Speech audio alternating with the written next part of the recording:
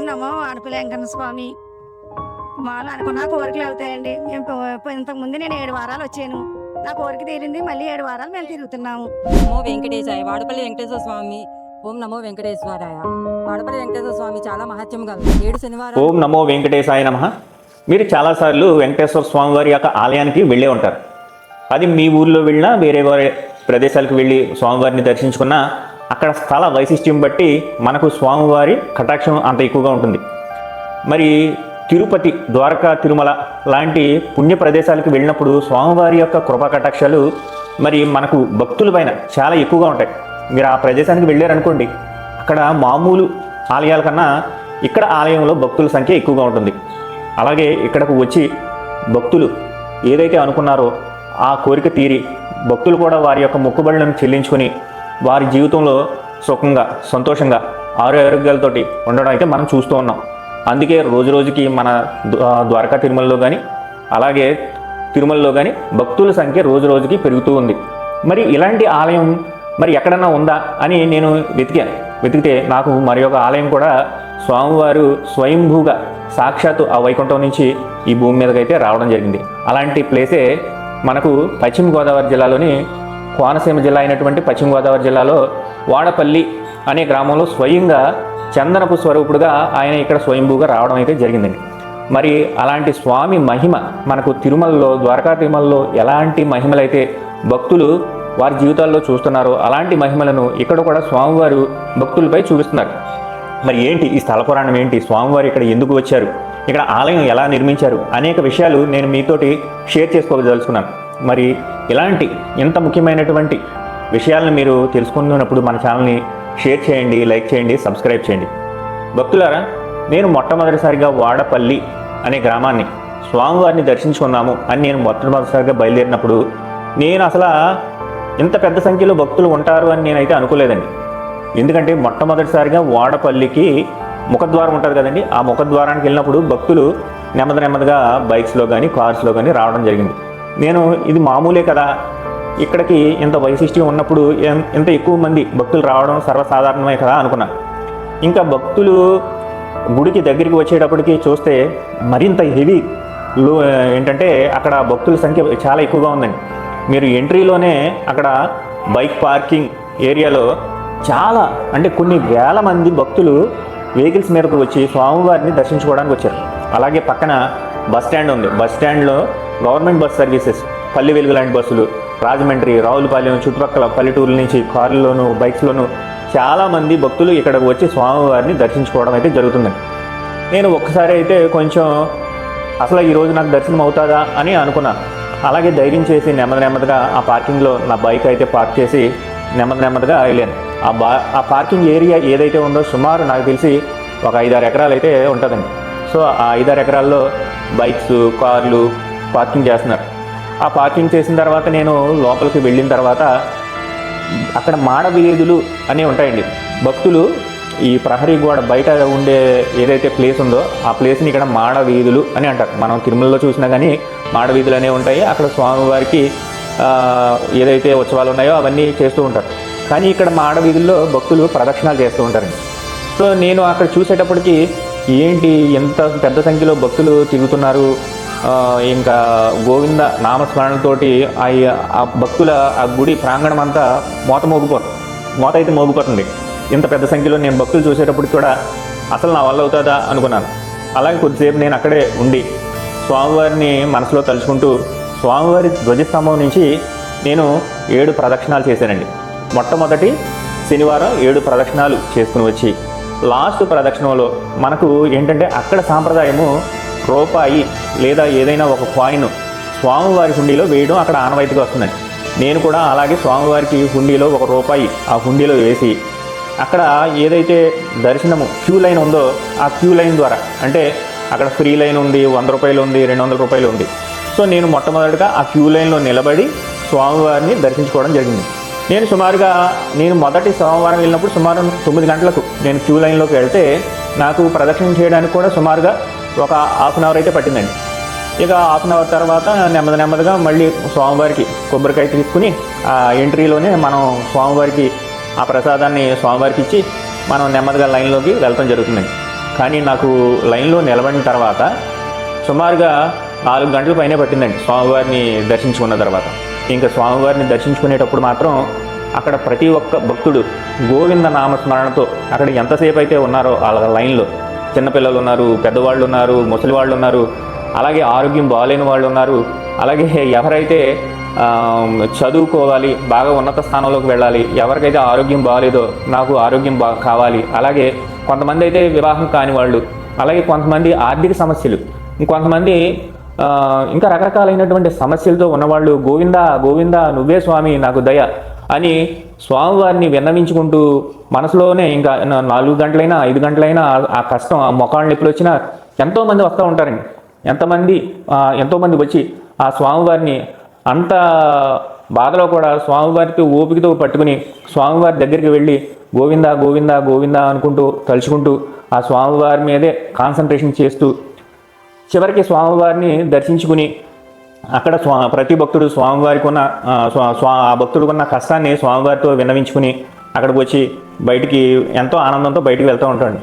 అయితే నేను చెప్పేది ఏంటంటే అసలు స్వామివారు ఈ వాడపల్లి అనే గ్రామంలో ఎందుకు వెలిశారు, ఇక్కడ ఏదైనా స్వామివారు ఉద్దేశంతో ఇక్కడికి వచ్చారా అని నేను మళ్ళీ ఇంటర్నెట్లో కానీ అక్కడ ఏదైతే ఉన్నాయో శిలాశాసనాలు ఉన్నాయి కదా అవన్నీ నేను చదవడం జరిగిందండి.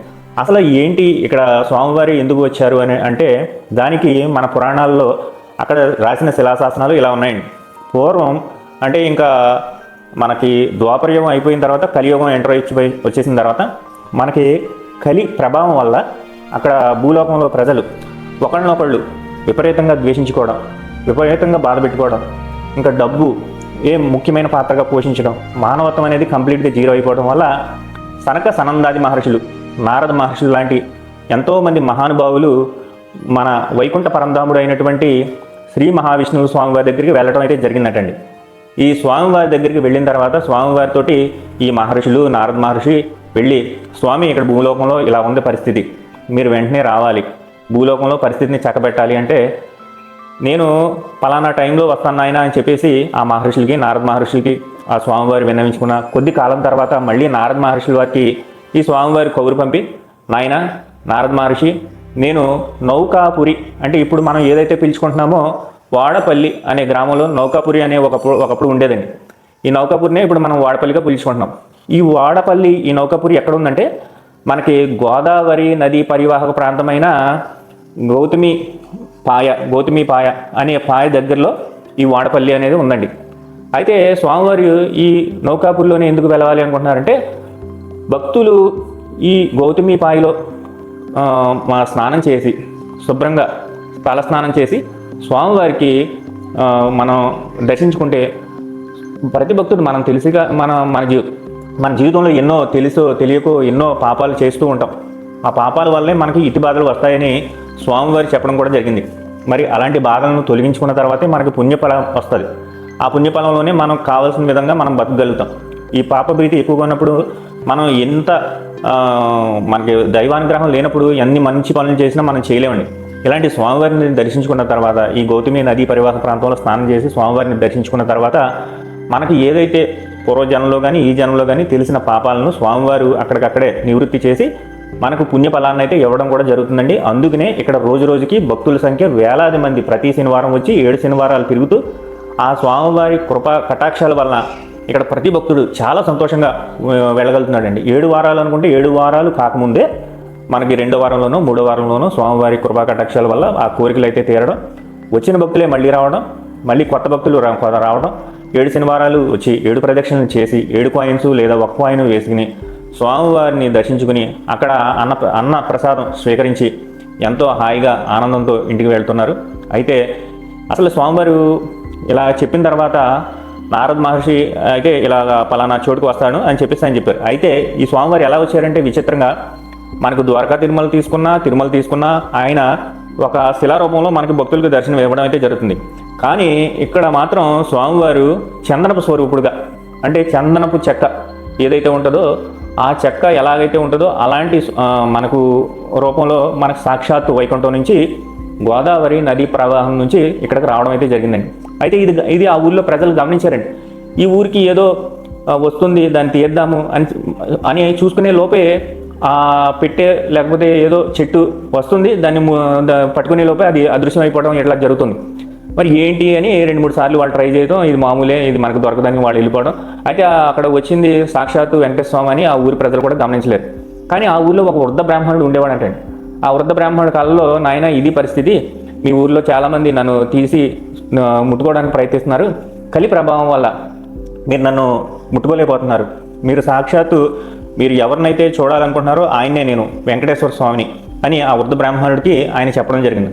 సో ఈ వృద్ధ బ్రాహ్మణుడు ఊళ్ళో ఉన్న ప్రజలందరికీ స్వామివారు నాకు ఇలా కల్లో కనిపించారు, మీరు ఏదైతే తీయాలనుకుంటున్నారో అది సాక్షాత్తు వైకుంఠ పరంధాముడైన వెంకటేశ్వర స్వామి అని చెప్పడం కూడా జరిగిందండి. అయితే ఎలా రామన్నారంటే, ఈ వృద్ధ బ్రాహ్మణుడి కల్లో తెల్లవారుజామున 4 గంటల సమయంలో మంగళ స్నానాలు చేసి మీరు పడవలో కానీ నౌకలో కానీ నది గర్భంలోకి వెళ్తే అక్కడ గరుడ పక్షి ఎక్కడైతే వాలి ఉంటుందో అక్కడ నేను మీకు దర్శనమిస్తాను అని చెప్పడం జరిగిందండి. అదేవిధంగా ఊరి ప్రజలందరూ మంగళ స్నానాలు చేసి మంగళ వాయిద్యాలతోటి నది గర్భంలోకి ఒక నౌకలో వాళ్ళు వెళ్ళడం జరిగిందంటండి. అలా వెళ్ళిన తర్వాత ఆ స్వామివారు అక్కడ చందనపు స్వరూపుడుగా చందనపు పెట్టిలో దర్శనమిచ్చాడంటండి. అయితే ఆ స్వామివారు ఎలా దర్శనమిచ్చారంటే, శంఖ చక్రాలతోటి శ్రీదేవి భూదేవి అమ్మవార్లతోటి, సాక్షాత్తు శ్రీదేవి భూదేవి అమ్మవార్లతోటి స్వామివారు ఆ పెట్టిలో దర్శనం ఇవ్వడం అయితే జరిగిందంటండి.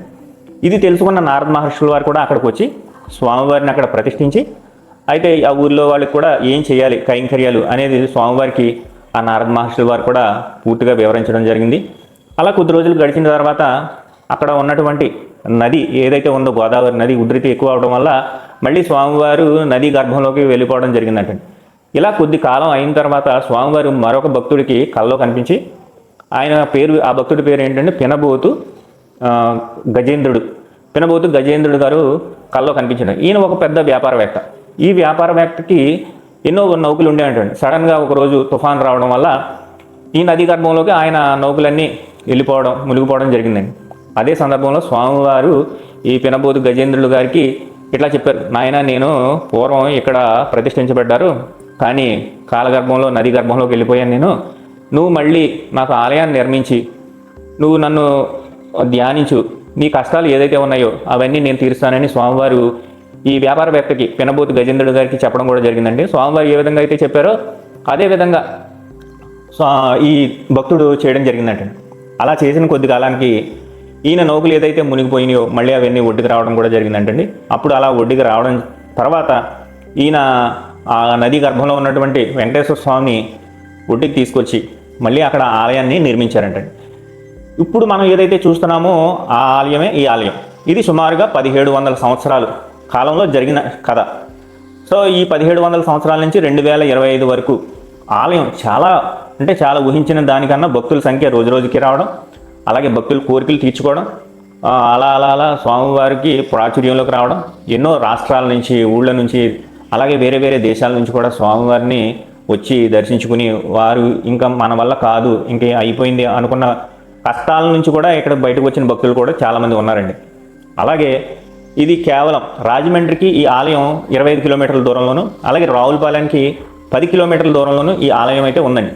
అలాగే మీరు కూడా స్వామివారి దగ్గరికి వచ్చి 7 ప్రదక్షిణాలు చేసి 7 శనివారాలు వచ్చి మీ కష్టాలు తీర్చుకోండి. నా ప్రధాన ఉద్దేశం ఏంటంటే స్వామివారి యొక్క మహిమాన్వితం క్షేత్ర విశిష్టతను మరి ఎక్కువ మందికి తెలియచేయాలి అనే ఉద్దేశంతో నేను ఈ వీడియో చేయడం అయితే జరుగుతుందండి. మరి నేను ఈ చెప్పే విధానంలో ఏదైనా ఉచ్చారణ దోషాలు కానీ ఏదైనా ఉంటే నన్ను మన్నించవలసిందిగా కోరుచున్నాను. అలాగే నా ఛానల్ని షేర్ చేయండి, లైక్ చేయండి, సబ్స్క్రైబ్ చేయండి. ఇక్కడ నేను ఇంకా చెప్పవలసిన విశేషాలు ఏమిటి అంటే, ఇక్కడ ఆలయం యొక్క లోపల మీరు ఎంటర్ అవుతూ ఉంటే లెఫ్ట్ సైడ్లో శ్రీకృష్ణ పరమాత్మ ఉంటారు, రైట్ సైడ్లో అమ్మవారు ఉంటారు, ఎదురుగుండాను ఇంకా వేరే వేరే విగ్రహాలు కూడా ఉంటాయండి. అలాగే మీరు ఆలయానికి ఒక 500 నుంచి 600 మీటర్ల దూరంలో మన గౌతమి నదీ పాయ అంటే మనకు ధవళేశ్వరం వద్ద నుంచి అంటే ధవళేశ్వరం వద్ద డ్యామేజ్ నుంచి మన గోదావరి నది ముఖ్యంగా 7 పాయలుగా విడిపోయిందండి. దాంట్లో 2 పాయలు గౌతమి పాయ, 2 వశిష్ఠ పాయ. ఈ గౌతమి పాయ మనకు ఏంటంటే ఈ వాడపల్లి నుంచి బంగాళాఖాతంలోకి కలవడం అయితే జరుగుతుందండి. ఇక్కడ భక్తులు స్నానాలు చేసి అక్కడ పక్కనే కళ్యాణ కట్ట అని ఉంటుంది. ఈ కళ్యాణ కట్టలో ఎవరైతే తిరుమలలో మనం తల నీలాలు ఇచ్చుకుంటామో ఇక్కడ కూడా భక్తులు ఇచ్చుకుని మొక్కుబళ్ళు ఉంటే ఇచ్చుకుని అక్కడే స్నానాలు చేసి స్వామివారికి 7 ప్రదక్షిణాలు చేసి 7 వారాలు వచ్చి అలాగే స్వామివారిని దర్శించుకుని ఇక్కడ అన్నప్రసాదాలు కూడా స్వీకరించి వెళ్తూ ఉంటారండి. ఇదండి మొత్తం వాడపల్లి యొక్క మొత్తం వైభవం. దీనిపై మీ అభిప్రాయాలు చెప్పండి, అలాగే మీ కామెంట్స్ రాయండి.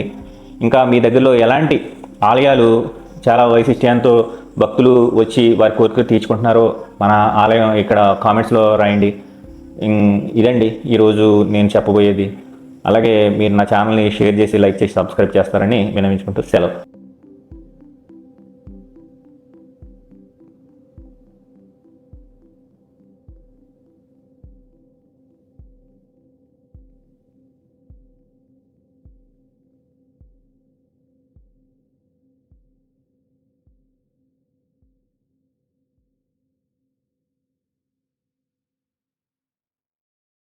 ఏది అనుకుంటే అది జరుగుతుంది.